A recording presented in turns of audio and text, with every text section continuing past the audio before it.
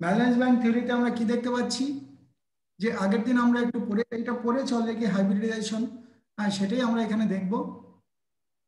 Valence bond theory, দেখো আমরা কি লিখছি, to satisfy the primary valency central metal atom tend to lose required number of electrons and creates vacant orbital।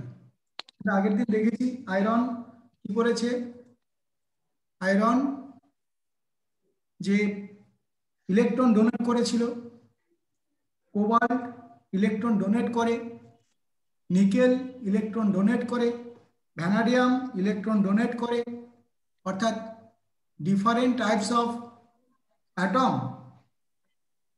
Donate electron or lose electron, required number of electron বলছি। অনামিকা শুনতে পাচ্ছ? হ্যাঁ sir. এটা শুরু করলাম ভ্যালেন্স বন্ড থিওরি। হ্যাঁ, আমরা আগের দিন পড়েছি অলরেডি, আর আজকে আমরা আবার পয়েন্ট আকারে লিখিত আকারে দিচ্ছি, ঠিক আছে? আগের দিন এই জিনিসগুলোই পড়েছি, দেখো মনে পড়বে কি। ভ্যালেন্স বন্ড থিওরিটা অ্যাকচুয়ালি কি আমরা এখানে লিখেছি, to satisfy the primary valency central metal atom tend to lose required number of electrons and create vacant orbital. আমরা এর আগের দিন দেখেছি আয়রন তার আউটারমোস্ট শেল থেকে দুটো বা তিনটে ইলেকট্রন লুজ করে অরবিটালগুলোকে ভ্যাকান্ট করে দিয়েছিল, তাই তো? সেখানে আমরা এইরকম দেখেছিলাম যে আয়রন এরকম ছিল যে 4s2 3d6, এখান থেকে দুটো ইলেকট্রন অ্যান্ড এখান থেকে ইলেকট্রন একটা হতে পারে দুটো হতে পারে, তাহলে এটা এমটি করে দিল, এই দুটো চলে গেল, তাহলে আমাদের পড়ে থাকলো এরকম 1 2 3 4 5 6, ঠিক আছে?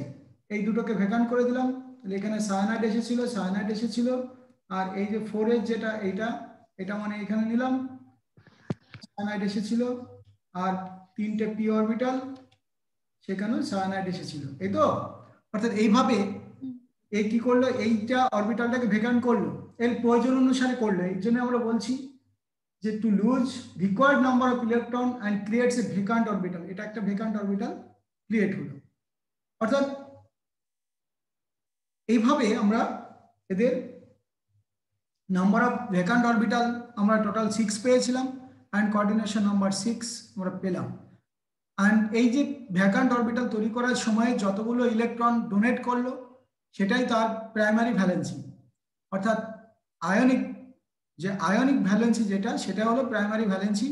ওকে, তো প্রাইমারি ভ্যালেন্সির জন্য তারা আয়ন তৈরি করতে পারে, ইলেকট্রন লুজ করতে পারে, হ্যাঁ সেকেন্ডারির জন্য করতে পারে, কিন্তু মেনলি আমরা কি দেখব, প্রাইমারি ভ্যালেন্সিটা পরে আগে সেকেন্ডারি ভ্যালেন্সিটাকে ফিল আপ করবে, অর্থাৎ অরবিটালগুলোকে ভ্যাকান্ট করবে, তারপরে যদি থাকে আরো তাদের মধ্যে আয়নগুলোকে স্টেবল করার জন্য যদি লিগ্যান্ড নেগেটিভলি চার্জড আয়ন না হয়, তবে outside of the bracket negatively charged anion তো থাকবে, যেটা আমাদের প্রাইমারি ভ্যালেন্সি।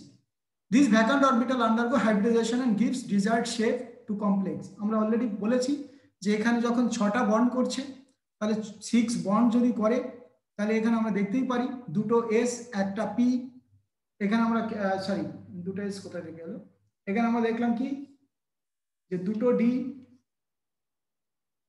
1 2 3 4 5 6, এটা আয়রন এক্ষেত্রে ফিল আপ ছিল, এইখান থেকে ইউজ হয়েছে সিএন, এইখানে সিএন, এইখানে সিএন, হ্যাঁ এইখানে পিএল সিএন সিএন সিএন, এই তো?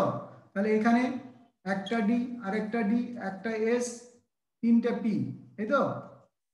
তাহলে D two S P three, এই যে দুটো ডি, এই যে দুটো ডি একটা এস, এই যে একটা এস, এই যে তিনটা পি, এই যে তিনটা পি। ওকে, অর্থাৎ ডি টু sp3 হাইব্রিডাইজেশন হলো, d2 sp3 হাইব্রিডাইজেশন অথবা sp3d2, দুটোর ক্ষেত্রে আমাদের অক্টাহেড্রাল স্ট্রাকচার বা শেপ আমরা পাবো। অর্থাৎ সেই কারণে আমরা বলছি এখানে দেখো, this vacant orbital undergo hybridisation and gives desired shape and of the complex, এই তো? অর্থাৎ orbital involve types of habitation shade আমরা এটা অলরেডি জানি। একটা এস 4s এর একটা এস একটা পি যদি ইউজ হয়, এস অ্যান্ড পি যদি ইউজ হয় তাহলে সেটা লিনিয়ার হয়। হ্যাঁ, অর্থাৎ এসপি লিনিয়ার মলিকুল। একটা এস দুটো পি যদি ইউজ হয়, হ্যাঁ, একটা এস তিনটা পি যদি ইউজ হয় টেট্রাহেড্রাল, তাহলে sp3। আবার যখন dsp2 তখন স্কয়ার প্ল্যানার, আর sp3 আমাদের কি হতো টেট্রাহেড্রাল, এই তো। এই যে d2 sp3 এখনই পেলাম যেটা অক্টাহেড্রাল, অর্থাৎ 6টা অরবিটাল ইউজ হয়েছে, এখানে 4টে অরবিটাল ইউজ হয়েছে।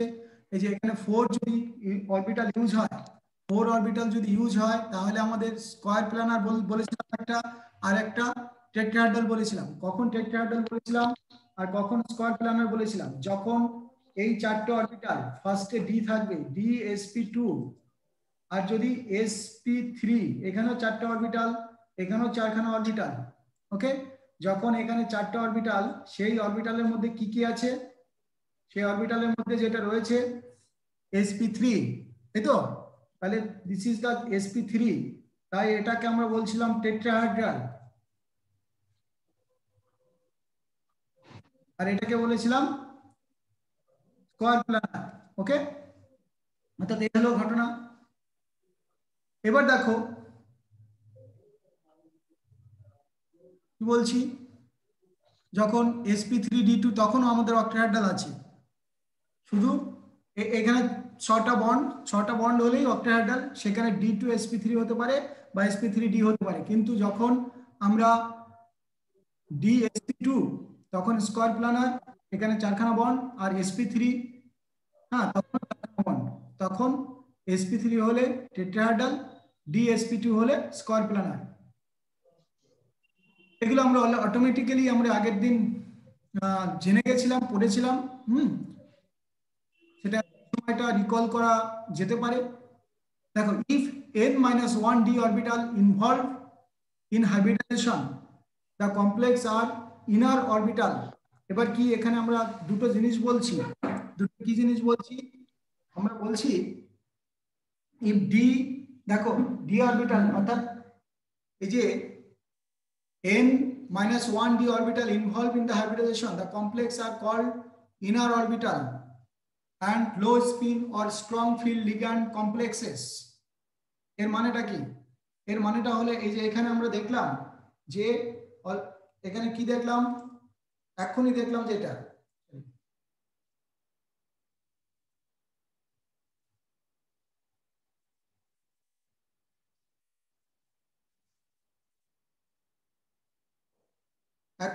দেখলাম,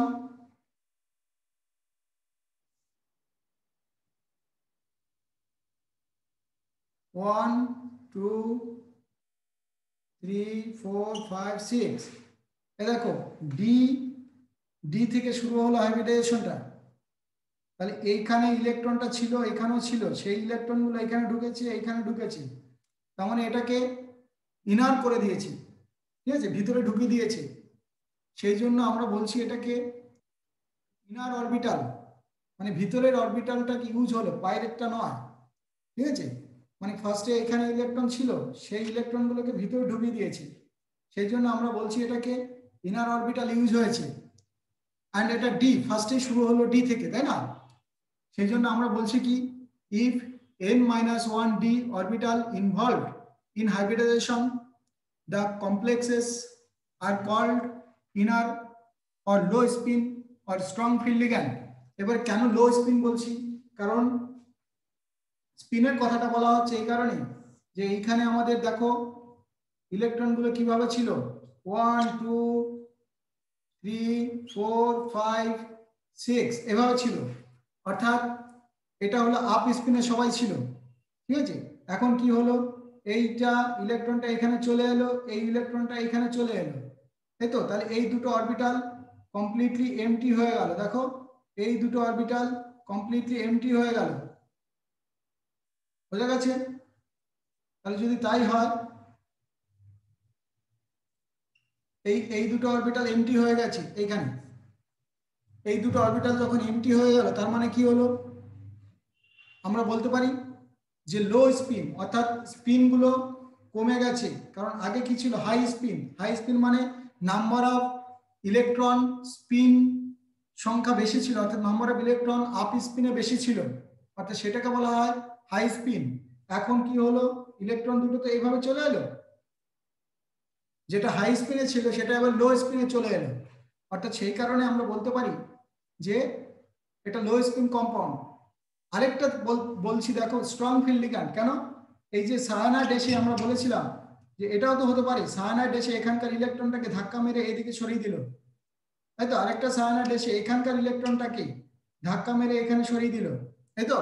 অর্থাৎ এই সায়ানাইড একটা স্ট্রং বলে ওই ইলেকট্রনটাকে, অর্থাৎ এইখানকার ইলেকট্রনটাকে এইখানে দিয়ে দিল, তাই তো? অর্থাৎ এই জন্য আমরা বলছি স্ট্রং ফিল্ড লিগ্যান্ড কমপ্লেক্সেস, অর্থাৎ সায়ানাইড তার আউটার মোস্ট স্টেজে হাই স্পিনে ইলেকট্রন গুলো ছিল তাকে লো স্পিনে করে দিল, অথবা আমরা বলতে পারি যে ও ধাক্কা মেরে ইলেকট্রনটাকে ভিতরে ঢুকিয়ে দিয়েছে, অর্থাৎ ইনার অরবিটালে পাঠিয়ে দিয়েছে। সেই কারণে আমরা এদেরকে বলছি inner orbital or low spin or strong field ligand complexes. In the presence of strong ligand, electron are regrouped against the Hund's rule. অর্থাৎ আমরা এইখানে কি দেখলাম? অ্যাকর্ডিং টু Hund's rule আমাদের কি ছিল বলো? এখানে একটা, এখানে একটা, এখানে একটা, এখানে একটা, এখানে একটা, এখানে একটা, এভাবে থাকবে। কিন্তু আমরা এখন কি দেখলাম? In presence of strong field ligand আমরা দেখতে পেলাম এই ইলেকট্রনটা এখানে ঢুকে পড়লো, এই ইলেকট্রনটা এখানে ঢুকে পড়লো, অর্থাৎ আমরা দেখতে পাচ্ছি যে আমরা কি দেখতে পেলাম? এইখানে আর ইলেকট্রন নেই। তাহলে এখানে যেহেতু ইলেকট্রন নেই, হ্যাঁ, তাহলে আমরা এটা কি হলো ব্যাপারটা? তার মানে হলো যে এখানকার ইলেকট্রন গেল কোথায়? এদিকে চলে গেছে, এই তো? এইখানকার থেকে এখানে চলে গেছে। তাহলে যেহেতু চলে গেছে এদিকটা, তাই আমরা বলতে পারি যে হুন্ডস রুল কিন্তু মেনটেন হলো না এবারে। কারণ হুন্ডস রুল অনুসারে এই ইলেকট্রনটা এখানে থাকার কথা, এই ইলেকট্রনটা এখানে থাকার কথা। তার মানে এবারে কিন্তু আমরা কি দেখতে পেলাম? রিগ্রুপড হয়ে গেছে। So it is the against to the Hund's rule. Okay, অর্থাৎ হুন্ডস রুলের এগেইনস্টে চলে যাচ্ছে যখন স্ট্রং ফিল্ড লিগ্যান্ড আসছে বা আমাদের যখন লো স্পিন কম্পাউন্ড ফর্ম হচ্ছে। ইজ ইট ওকে? সবাই বুঝতে পারলে তো? এবার আমরা আরেকটা point, Yes, sir. ND orbital involved in the hybridization, the complex are called outer orbital or high spin complexes. যদি আমরা দেখি যে এই যে n মাইনাস, আমরা এখানে কি নিলাম? n মাইনাস d কেন বলছি? এটা যদি 4 হয়, 4s হয়, তাহলে এটা 3d। দেখো, তাহলে n এর ভ্যালু যদি 4 হয় আর এটা কত হলো? 4 - 1 মানে n - 1d। ঠিক আছে? এবার যদি পরেরটা কি এরকম sp3d2 হয়, তার মানে আমরা কি দেখতে পাবো? যে s টা ইউজ হচ্ছে, তারপরে p ইউজ হচ্ছে, তারপরে গিয়ে d ইউজ হচ্ছে। তাহলে এইখানকার d টা ইউজ হচ্ছে না, ভিতরের d টা নয়। হ্যাঁ, s এর যে d টা মানে 4s, তারপরে 4p, তারপরে যদি 4d ইউজ হয়, ঠিক আছে, তার মানে এটা n, তাই তো? অর্থাৎ যখন ND অরবিটালটা ইউজ হয়েছে, ঠিক আছে, অর্থাৎ আমরা যদি বলতে পারি 4s, তারপর 4p, তারপর 4d ইউজ হয়েছে, কিন্তু এখানে কি হয়েছিল? 3d 4s 4p, তার মানে d টা আগে, ঠিক আছে, তখন আমরা ইনার অরবিটাল। আর যদি d টা পরে থাকে, ND যদি ইউজ হয়, তখন আমরা বলতেই পারি যে সে আউটার অরবিটাল কমপ্লেক্স বা হাই স্পিন কমপ্লেক্স ফর্ম করছে, কারণ তখন কি করতে পারছে না? ইলেকট্রনটাকে কিন্তু গুছিয়ে দিতে পারছে না, অর্থাৎ ইলেকট্রনটাকে ইনার অরবিটালে ঢুকবে না। তার মানে লো স্পিন হচ্ছে না, হাই স্পিন কম্পাউন্ড তৈরি হবে। তার মানে লিগ্যান্ডটাও কি করতে পারবে না? ইলেকট্রনগুলোকে, অর্থাৎ হাই স্পিন থেকে লো স্পিনে করতে পারবে না। তখন আমরা হাই স্পিন কমপ্লেক্স বলতে পারি। ওকে, যখন ND ইউজ হচ্ছে। না বুঝলে বলবে। In the presence of weak ligand, electrons are not regrouped according to Hund's rule. অর্থাৎ কি? in presence of weak ligand, যখন লিগ্যান্ড খুব উইক থাকে তখন ওই ইলেকট্রনগুলোকে যেমন কি বললাম আপ স্পিনকে লো স্পিনে ঢোকাতে পারবে না, অর্থাৎ এই ঘটনাটা ঘটবে না, তাই না? যে এখানকার ইলেকট্রনটাকে, এইখানে যে ইলেকট্রনটা আছে সেই ইলেকট্রনটাকে এইখানে ধরো আগে থেকে ইলেকট্রন আছে, এইখানকার ইলেকট্রনটাকে এইখানে দিতে পারবে না, অর্থাৎ এটা আপ স্পিন আছে, এইটা লো স্পিনে আসবে যদি লিগ্যান্ডটা স্ট্রং হয়। কিন্তু লিগ্যান্ড যদি স্ট্রং না হয় তাহলে কি হতে পারবে না, অবশ্যই আমার ইলেকট্রন ডাউন স্পিনে দিতে পারবে না। সেই কারণে আমরা এই কথাটা বলছি, তখন হুন্ডসুল মেনটেন হবে। ওকে, তারপরে কি paramagnetic nature is due to the presence of unpair electron. এই কথাটা আমরা অনেকবার বলেছি যে একটা কম্পাউন্ড কেন প্যারাম্যাগনেটিক হবে, বা একটা মেটাল কেন প্যারাম্যাগনেটিক হবে, বা মলিকুল কেন প্যারাম্যাগনেটিক হয়, আমরা অলরেডি এটাকে এক্সপ্লেন করেছি যে তার মধ্যে যদি আনপেয়ার ইলেকট্রন থাকে তাহলে সেটা কি হতে পারে, প্যারাম্যাগনেটিক নেচার হতে পারে। যেমন এই আয়রনের কম্পাউন্ডটা ফার্স্টে প্যারাম্যাগনেটিক ছিল, কিন্তু যখন স্ট্রং ফিল্ড লিগ্যান্ডে এলো, যখন আয়রন 2+ হলো, তখন আমরা কি দেখলাম, এখানে পরিষ্কার দেখতেই পাচ্ছ যে আয়রনের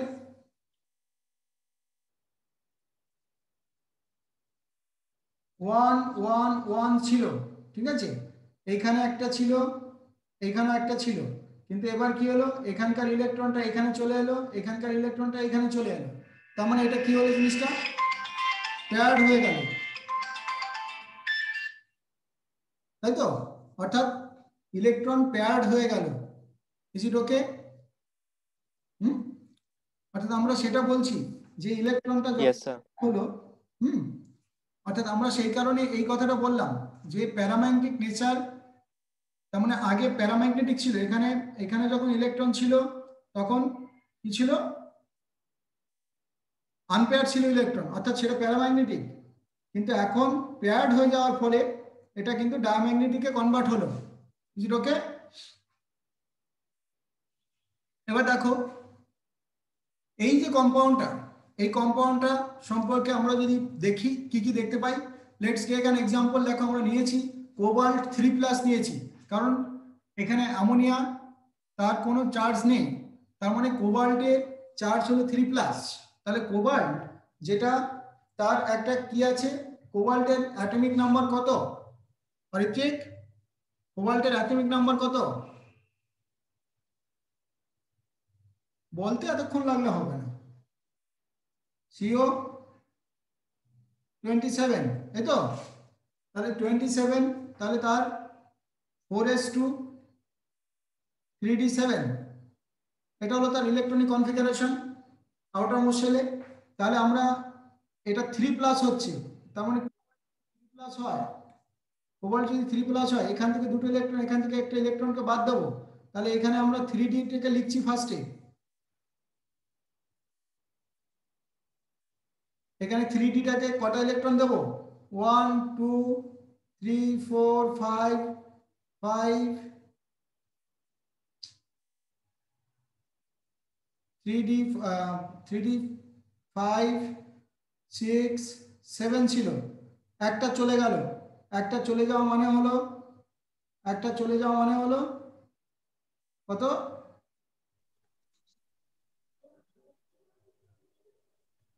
এই, তাই তো? আর 4s এমটি হয়ে গেল, এটা এমটি হয়ে গেল এই অরবিটালটা, অর্থাৎ এটা 3d, এখন 6 রইল, আর এটা 4s 0 হয়ে গেল। এবার দেখো এটার জিওমেট্রি সম্পর্কে আমরা কি বলতে পারি, এবার কি বলতে পারি, the geometry of the complex can be known by the knowledge of hybridisation. এবার আমাদের এইখানে কি আছে, পি অরবিটালটা ফাঁকা আছে এখন, এই তো 3টা পি অরবিটাল, 4p অরবিটাল। এবার আমরা কি দেখব, যে অ্যামোনিয়া কয়খানা বন্ড করেছে, তার মানে আমরা কি দেখতে পারি, এই ইলেকট্রনটাকে যদি এইখানে, এই ইলেকট্রনটাকে যদি এইখানে দেয়, তাহলে আমরা কি পাবো, তাহলে খেয়াল করো কি কি পাচ্ছি,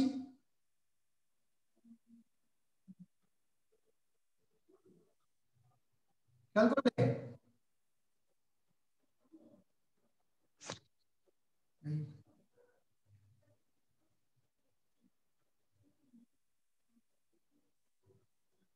দেখো কি হলো এইখানে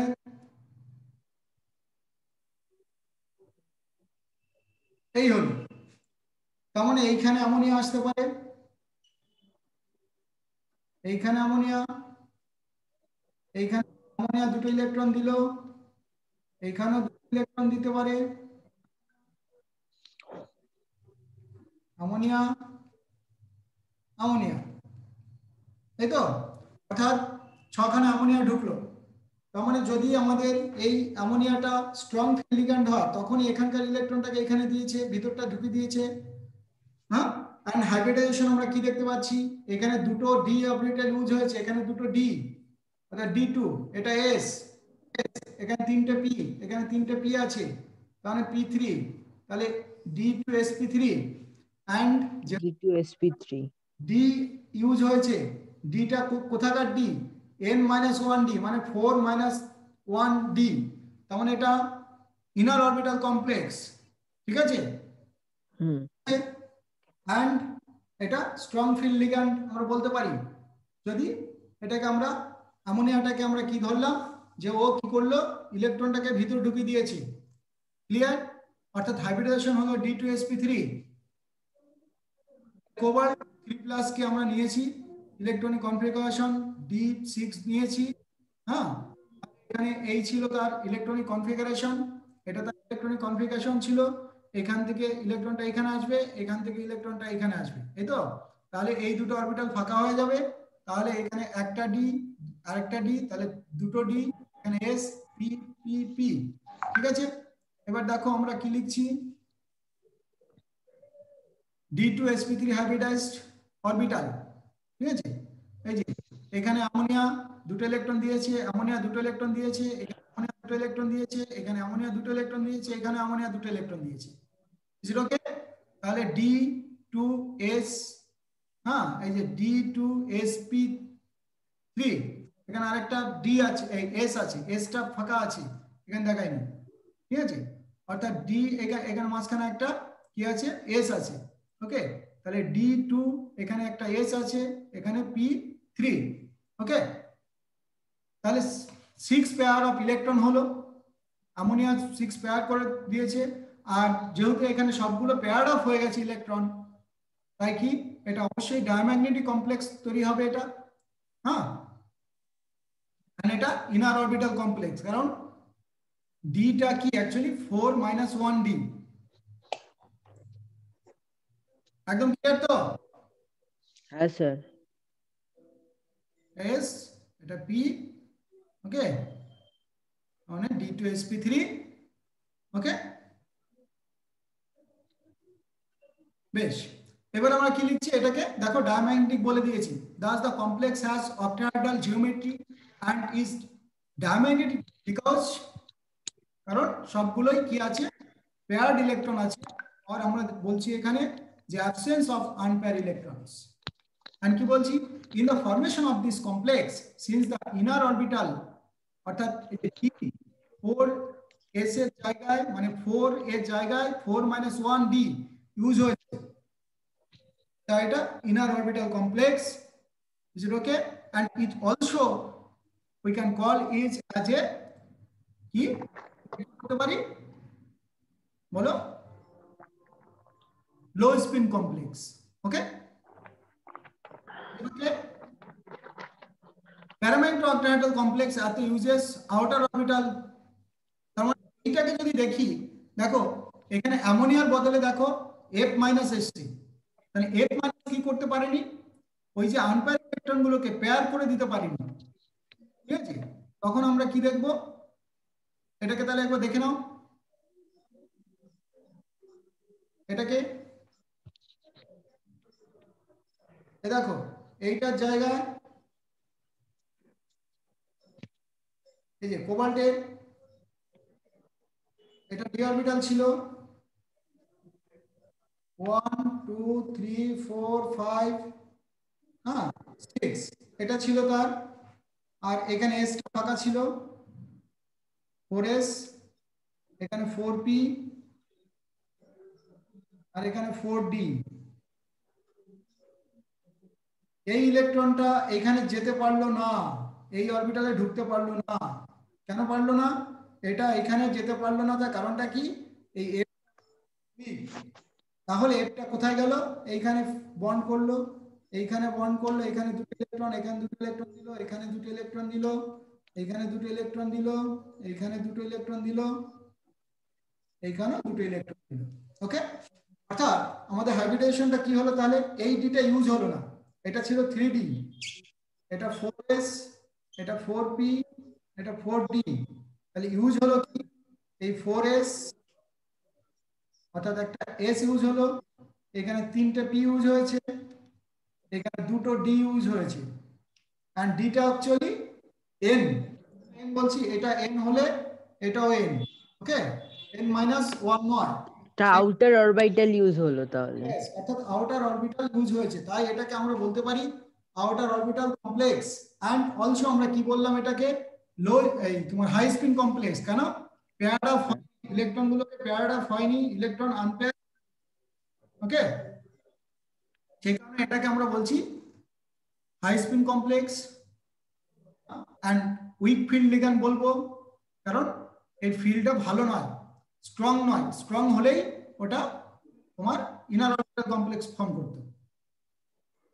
নিকেলের দেখো একটা কমপ্লেক্স নিয়েছি, নিকেল অ্যাটমিক নাম্বার কত? নিকেলের অ্যাটমিক নাম্বার মনে পড়ছে না। তুমি মরে যাও, বেঁচে থেকে লাভ নেই। হ্যাঁ, এখনো ডি আর ডি একটা সিরিজ পর্যন্ত মনে রাখতে পারিনি। হ্যাঁ, অ্যাটমিক ভুলে গেলে কি করবো? ভুলে গেলে কি করবো মানে? ভুলবে কেন? খুব এটা খাটনি ওই অত বড় সিরিজটা মনে রাখা। কবার পড়েছো? সকাল বিকালে তুমি পিরিয়ডিক টেবিলটাকে দেখো? হ্যাঁ, এতটা না, কথা বলছি যে পিরিয়ডিক টেবিল তাহলে কি করে হবে তোমার? নিকেল তুমি মনে রাখতে পারোনি? জি জি জি। নিকেল 28 তার অ্যাটমিক নাম্বার, অর্থাৎ 4s2 3d8 তার ইলেকট্রনিক কনফিগারেশন। যখন নিকেল 2+ হয় তখন 4s থেকে ইলেকট্রনটা বেরিয়ে যায়, আর তখন তার থাকবে কি? দেখো 4s2 ছিল, হ্যাঁ, 3d8 এই তার ইলেকট্রনিক কনফিগারেশন ছিল। এইখান থেকে যখন ইলেকট্রন বেরিয়ে গেল তাহলে 3d টাকে আগে লিখলাম 1 2 3 4 5 6 7 8, and 4s টা বেরিয়ে গেছে। and এবারে আমরা কি লিখলাম এখানে? 4p, ঠিক আছে, এটা এমটি। এবারে দেখো এখান থেকে আমরা কি করছি, এখান থেকে যেটা করছি যে নিকেল, এই নিকেলের যদি আমরা স্ট্রং ফিল্ড লিগ্যান্ড ইউজ করি, তাহলে স্ট্রং ফিল্ড লিগ্যান্ড ইউজ করলে এই ইলেকট্রনটা এখানে চলে আসবে, আর উইক ফিল্ড লিগ্যান্ড ইউজ করলে এখানে আসবে না। তখন এইখানে এখানে এখানে এখানে বন্ড হবে, এখানে বন্ড হবে, এখানে বন্ড হবে, এখানে এখানে। অ্যারোটা দেখতে পাচ্ছ তো আমার পেনটা? হ্যাঁ স্যার। ঠিক আছে, তাহলে কি যদি আমাদের উইক ফিল্ড লিগ্যান্ড আসে তাহলে এখানে বন্ড হবে, এখানে বন্ড হবে, এখানে বন্ড হবে, এখানে বন্ড হবে। আর যদি আমাদের স্ট্রং ফিল্ড লিগ্যান্ড আসে, স্ট্রং ফিল্ড লিগ্যান্ডে কি হবে? এই ইলেকট্রনটাকে এখানে চলে যাবে, তখন আমরা কি দেখতে পাবো? তখন আমরা কি দেখতে পাবো বলো? এই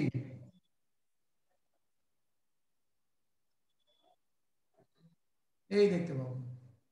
ওকে, তখন আমরা এখানে বন্ড দেখতে পাবো, এখানে বন্ড দেখতে পাবো, এখানে বন্ড দেখতে পাবো, এখানে বন্ড দেখতে পাবো। অর্থাৎ এটা হবে ডি এস sp3 sp2। যদি ইনার হয় তাহলে ডি sp2 হলো, আর যদি ফিল্ড লিগ্যান্ড হয় তখন আমরা এই এই চারটে অরবিটাল ইউজ হবে, এই চারটে, একটা এস, তিনটে পি, অর্থাৎ sp3 হবে তখন। ঠিক আছে, অর্থাৎ sp3 যখন হবে তখন আমাদের স্ট্রাকচারটা আসবে টেট্রাহেড্রাল, আর dsp2 যখন হবে তখন square planar. Square planar. Okay, অর্থাৎ এই জিনিসটাই আমরা দেখতে পাবো। তার মানে আমরা এইখানে যে জিনিসটা আমরা বলছি সেই জিনিসটা কি, যে নিকেল, নিকেল ক্লোরাইড যেটা, দেখো এইটাকে আমরা দেখালাম এরকম করে। এই হলো তোমার নিকেলের ডি অরবিটালে 8টা ইলেকট্রন, 4s থেকে বেরিয়ে গেছে, এই যে 4s টা এমটি হয়ে গেছে, এর 4p টা এমটি আছে, ঠিক আছে। এবার দেখো আমরা কি করছি, যখন হাইব্রিডেশন করছি তখন আমাদের ক্লোরিনটাকে, ক্লোরিন দেখো, হ্যাঁ, আউটার মোস্টে যে অরবিটাল গুলো সেটা ইউজ করছি, দেখো এই যে এইটা ইউজ করছি, এই ইলেকট্রনটাকে এইখানে দিচ্ছি না, তার মানে এই ইনার অরবিটালটা ইউজ হচ্ছে না, তার মানে ক্লোরিন স্ট্রং ফিল্ড নয়, হ্যাঁ, তার মানে এটা হলো আউটার অরবিটাল কমপ্লেক্স। এন্ড এটা দেখো হাই স্পিন কমপ্লেক্স, এটা স্পিনটা হাই আছে, এটাকে যদি এখানে দিয়ে দিতাম তাহলে স্পিনটা লো হয়ে যেত, ঠিক আছে। তাহলে কি করলাম, sp3 হাইব্রিডাইজেশন, তার মানে এই স্ট্রাকচারটা কি হবে, অবশ্যই টেট্রাহেড্রাল হবে, ওকে। তার মানে এটা আমরা অলরেডি বললাম, এই জিনিসগুলো বললাম, আউটার অরবিটাল কমপ্লেক্স আর হাই স্পিন কমপ্লেক্স, আর আমরা বলতে পারি weak field ligand complex, okay, is it okay. এইবারে যে ব্যাপারটা হলো, এখানে একটা পেয়ারিং এনার্জির কথা আমরা নেব, হ্যাঁ, কারণ সেটা কি জিনিসটা, হ্যাঁ, সেটা আমরা বলবো। এখানে আরেকটা দেখো, এটা অবশ্যই প্যারাম্যাগনেটিক ইন নেচার। কেন প্যারাম্যাগনেটিক অনামিতা, এই কম্পাউন্ডটা প্যারাম্যাগনেটিক কেন? নিকেল ক্লোরাইড, এই যে যেটা, হ্যাঁ, কমপ্লেক্স যেটা, এটা একটা প্যারাম্যাগনেটিক কমপ্লেক্স, কুইক। স্যার কারণ কি এর লাস্টের দুটো আনপ্যারিড আছে, তো এতক্ষণ বলতে লাগছে হ্যাঁ আনপেয়ার্ড ইলেকট্রন। হ্যাঁ আনপ্যারিড ইলেকট্রন আছে, তাই প্যারাম্যাগনেটিক। এটাকে পেয়ার করতে পারলো না, এই পেয়ার করার জন্য একটা এনার্জি দরকার হয়, সেটাকে বলা হয় পেয়ারিং এনার্জি। মাথায় থাকবে, ইলেকট্রন আনপেয়ার থাকা অবস্থায় তাকে যদি পেয়ার করতে হয় তাহলে একটা এনার্জি খরচ হবে অবশ্যই। কেন খরচ হবে? কারণ একটা ইলেকট্রন আরেকটা ইলেকট্রনকে খুব ভালোবাসে না, একটা ইলেকট্রন আরেকটা ইলেকট্রনকে সবসময় কি করে, এই ইলেকট্রনটা যদি এখানে আসতে হতো তাহলে এইখানে এটা আপ স্পিন এটা লো স্পিন হতো, তখন এটা পেয়ার করতে হতো। তো এই পেয়ার করার জন্য একটা এনার্জি ডিস্ট্রয় হবে, তাকে বলা হয় পেয়ারিং এনার্জি। তার মানে এই যে উইক ফিল্ড লিগ্যান্ড ক্লোরাইড যেটা, এই পেয়ারিং এনার্জিটাকে দিতে পারেনি, ওকে। যেহেতু দিতে পারেনি তাই এরা পেয়ার করতে পারলো না, জিরোকে। অর্থাৎ সিমিলারলি আমরা এই ধরনের compound has tetrahedral geometry but it's diamagnetic because it contains like diamagnetic since nickel is zero oxidation state and contains no unpaired electron, okay, যদি unpaired electron না থাকে সঙ্গে সঙ্গে ওর কি হবে, ডায়াম্যাগনেটিক হবে, কারণ এখানে আবার carbon monoxide actually strong field ligand, ঠিক আছে, স্ট্রং ফিল্ড লিগ্যান্ড, ওকে। এটাও স্ট্রং ফিল্ড লিগ্যান্ড,